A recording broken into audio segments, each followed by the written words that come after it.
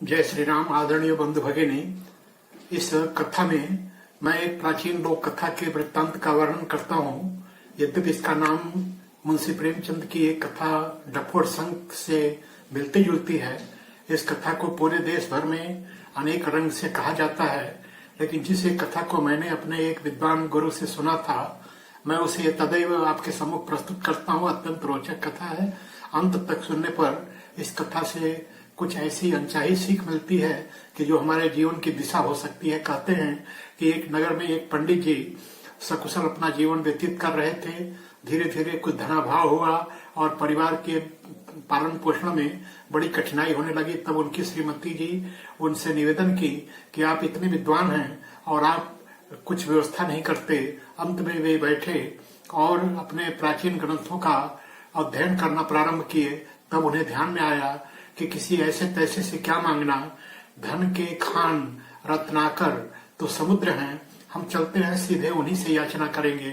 और ऐसा कहकर अपनी पत्नी से आग्रह करते हुए कि मैं कुछ ही दिनों में वापस आ जाऊंगा, और वे समुद्र देवता से मिलने के लिए सुदूर पैदल दिन रात लगातार चलने लगे। पहुंचकर वहां उन्होंने कुछ शास्त्रीय मंत्रों से वरुण देव यानी समुद्र देव का आवाहन किया। उनकी तपश्चर्या में निमग्न हो गए और कहते हैं कि उनकी सात्विक इस याचना से समुद्र देव प्रसन्न हुए और उनके सामने साक्षात उपस्थित होकर कहे, हे ब्राह्मण देव, मैं आपकी इस तपस्या से बहुत प्रसन्न हूँ, आप हमसे कुछ मांग लीजिए। तब ब्राह्मण देव ने कहा कि आपको क्या बताना, आप तो स्वयं जानते हैं कि मेरे परिवार के लालन पालन में बड़ी कठिनाई हो रही है और ऐसे में मुझे यह आपसे कुछ सहयोग की अपेक्षा है। उन्होंने कहा कि आप कुछ विलंब से आए। आप तो जानते हैं कि देवासुर संग्राम तक मेरे पास बहुत कुछ था, लेकिन अब मेरे पास कुछ नहीं है। 14 रत्न थे, वो सब देवता और राक्षस मिलकर आपस में बांट लिए। मेरे पास अब सीप, गोघे और ऐसे कुछ जलीय प्राणियों के अलावा और क्या बचा है। लेकिन आप मेरे द्वार पर आए हैं तो मैं आपको खाली निराश नहीं करूंगा। मेरे पास एक बड़ा गुणवान शंख है, मैं वह शंख आपको प्रदान करता हूँ। आप इसे लेकर और अपनी इस समस्या का समाधान ढूंढ सकते हैं। ब्राह्मण देव ने पूछा कि इस शंख की क्या विशेषता है। तब वरुण देव ने कहा कि इस शंख से आप जो मांगो उतना मिलेगा, लेकिन मांगने में आपकी स्वात्विकता होनी चाहिए। आप अपने लिए जितनी आवश्यक हो उतना ही मांगे तो अच्छा रहेगा। ब्राह्मण देव ने समुद्र देव को नमन करते हुए और वहां से प्रस्थान किया। घर तक का मार्ग बहुत दूर था, इसलिए रास्ते में कहीं रुकने का उन्होंने निश्चय किया। उनका एक अल्प परिचित एक अन्य व्यापारी जो ब्राह्मण ही थे लेकिन व्यापार करते थे, उनके घर पर वह ब्राह्मण देव रुके और वहां रुककर उन्होंने उनसे कहा कि मैं इतनी लंबी यात्रा करके आया हूँ, मैं थका हूँ, मैं अपने घर तक कल पहुंच पाऊंगा, लेकिन आज मैं आपके यहाँ विश्राम करना चाहता हूँ। उस व्यापारी ब्राह्मण ने कहा, बहुत अच्छा, मैं आपका स्वागत करते धन्यता का अनुभव करूंगा। तब उसके मन में कोई विचार नहीं आया, लेकिन रात्रि काल में इन ब्राह्मण देव ने सोचा कि क्यों न मैं इस अपने मित्र को भी कुछ सहयोग प्रदान करता चलूं और इस बहाने संघ का परीक्षण भी हो जाएगा। तब रात्रि को उन्होंने प्रस्ताव कर उस संघ का पूजन अर्चन कर निश्चित विधि से और संघ देवता से कहा, हे संघ देवता, हमारे इस मित्र व्यापारी मित्र को आप कुछ प्रदान करें। एक स्वर्ण मुद्रा जो अत्यंत कीमती है वह इन्हें अर्पित कीजिए। और देखते देखते शंख में कुछ खनखनाहट की आवाज आई। शंख से उड़ेला गया तो एक सोने की सुंदर असरफी जो अत्यंत मूल्यवान थी वह निकल आई, और यह देखकर दोनों ब्राह्मण देवताओं को बड़ी प्रसन्नता हुई। शंख का परीक्षण सफल हुआ और इधर व्यापारी जो जिसके घर पर ये सच्चे ब्राह्मण ठहरे थे उनको एक निराशा हुई। उन्होंने कहा, इतना कीमती शंख इस भिक्षुक ब्राह्मण के पास होने का कोई लाभ नहीं, ये तो मेरे पास होना चाहिए। और रात को सोते सोते उस व्यापारी ने अपने अतिथि ब्राह्मण देवता के झोले से असली शंख को निकालकर उसकी जगह अपना एक नकली शंख रख दिया और इस प्रकार पुनः जाकर सो गया। अब ये सच्चे ब्राह्मण देवता अपने घर पहुंचे, अपनी ब्राह्मणी अपनी पत्नी से कहे कि ऐसा ऐसा है।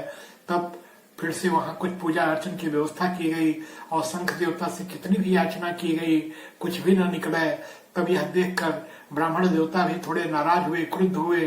पत्नी ने कहा, नहीं, आपके साथ कुछ छल हुआ है, यह शंख बहुत पुराना प्रतीत होता है, तुरंत जल से निकला शंख प्रतीत नहीं होता। आप अपने बुद्धि चातुर्य से अब फिर से आप जाएं और समुद्र देवता से इस समस्या का समाधान ढूंढें। सच्चे ब्राह्मण देव लगातार यात्रा करके वरुण देव के पास पहुंचे। उन्होंने कहा कि आपने तो मुझे अच्छा शंख दिया था, लेकिन ये मेरा शंख छल से बदल दिया गया। अब मैं क्या करूं, आप ही कुछ मार्ग सुझाएं। उन्होंने कहा, आप बुद्धिमान हैं, किंतु आप जिसके घर ठहरे थे उसके कमी, उसके धनाभाव से प्रभावित हुए। अब मैं आपको एक ऐसा शंख देता हूं कि जिससे आपको कुछ प्राप्त तो नहीं होगा, लेकिन अगर बुद्धि चातुर्य का प्रयोग करेंगे तो आपका अपना पुराना शंख प्राप्त होगा। कहा, इस शंख की अब क्या विशेषता है? कहा कि यह शंख आपके झोले में रहेगा, किंतु वहीं से आवाज आएगी, आप जो मांगेंगे उसका दूना ये देने को कहेगा। ब्राह्मण देव मुस्कुराए, कहा, मैं समझ गया आप क्या कहना चाहते हैं।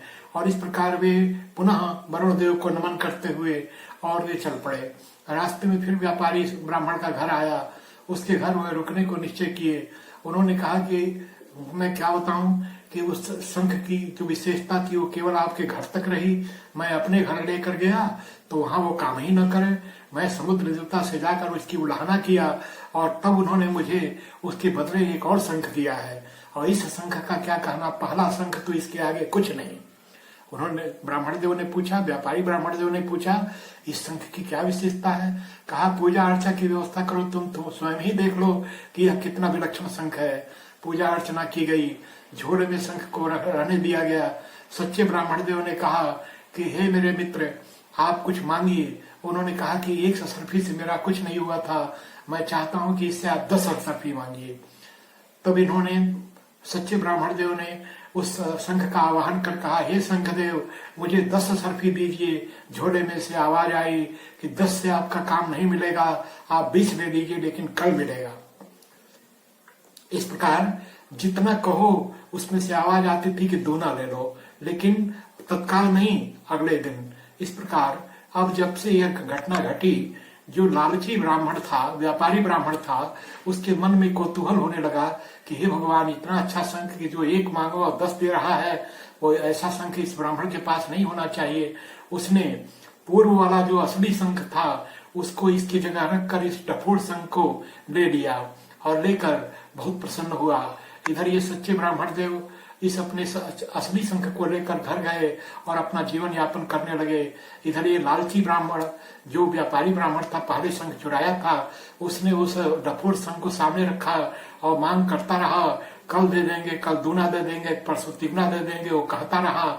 और अंत में खींच कर इस ब्राह्मण ने कहा कि आप मुझे क्यों छल रहे हैं, आप सही सही बताते क्यों नहीं कि मामला क्या है। तब आवाज आई, ये संस्कृत कथा में है, अहम डफोर शंखम च बदामी च ददामी न, मैं बदामी च, मैंने बोलता हूँ, देता नहीं हूँ। मेरा नाम डफोर शंख है, मैं केवल ऐसे ही उद्घोष करता हूँ। लालची ब्राह्मण को अपने किए का पछतावा करना पड़ा और वह हाथ मल कर रह गया।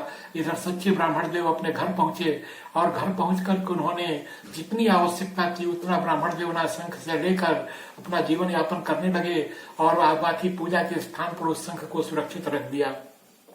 उससे कुछ और याचना नहीं की।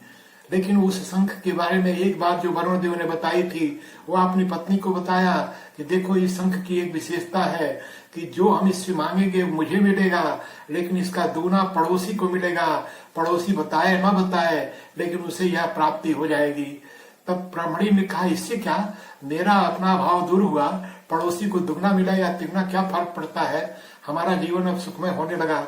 हम इस ऐसे विलक्षण संघ को नमन करते हुए इसे पूजा स्थान पर ही रहने देंगे, इससे कुछ और याचना नहीं करेंगे। कहानी कहने को समाप्त हो गई। कहानी की सीख तो यूं बनी कि जो लालची हुआ उसका क्या हश्र क्या हुआ, और इस ब्राह्मण परिवार ने एक सच्ची याचना कर एक अच्छे याचक की जो धर्मनिष्ठा हो सकती है उसका पालन किया। लेकिन इस कथा का दूसरा भाग अत्यंत रोचक है।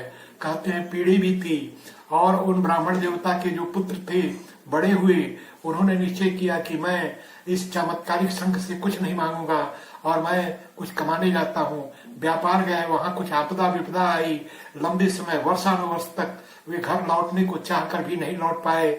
और इस बीच उनकी पत्नी ब्राह्मणी यहाँ अत्यंत दुखी हो गई। तब उसने सोचा कि क्यों नहीं इस अपने पुश्तैनी शंख से ही कुछ मांगा जाए।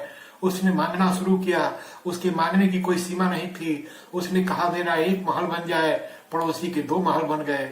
उसने कहा मेरे द्वार पर एक हाथी खड़ा हो जाए, पड़ोसी के 2-2 हाथी खड़े हो गए। और इस प्रकार वो सारा कुछ मांगती गई, उसके मांगने की कोई सीमा नहीं थी और पड़ोसियों को उसका दूना मिलता जाए। कुछ दिनों के बाद उसका पति जो बाहर कमाने गया था लौट कर आया, तो उसने ये जो सारा गांव का दृश्य देखा वह तो चमत्कृत रह गया। उसने समझा कि हाँ, ये मैं समझ रहा हूं कि क्या हुआ। वह कुटिल बुद्धि का था, उसे देखा नहीं गया कि उससे तो मिला लेकिन उसके पड़ोसी को दूना मिल जाए। उसने कहा कि घर पहुंचते ही अपनी पत्नी से कहा शंख तुरंत लाओ। उसने कहा क्या करेंगे? कहा मैं अभी दिखाता हूं क्या करूंगा। उसने पूजा अर्चन करके शंख से कहा हे शंख देवता, मेरा एक महल गिरकर ध्वस्त हो जाए। पड़ोसी के 2 महल ध्वस्त हो गए। मेरा एक द्वार का हाथी मर जाए। पड़ोसी के 2 हाथी मर गए। कहा अभी तुमने क्या देखा? फिर कहा शंख देवता से हे शंख देवता, मेरी एक आंख फूट जाए। पड़ोसी 2 आंख से अंधर हो गए। कहा मेरी एक टांग टूट जाए। पड़ोसी 2 टांग से लंगड़े हो गए। कहा हे शंख देवता, मेरा एक हाथ नाकाम हो जाए। पड़ोसी के 2 हाथ नाकाम हो गए। ये तो एक हाथ, एक पांव, एक नेत्र से फिर भी जीवन यापन करने लगा। पड़ोसी इसकी कुटिलता, इसकी दुष्टता का शिकार हुए। तब ये पंडित कुलाहना भरे स्वर में कहता कि जब दुगना हमसे पाए तब नहीं सोचे, अब लो दुगना। और ऐसा कहते यह तो जैसे तैसे अपना जीवन व्यतीत किया।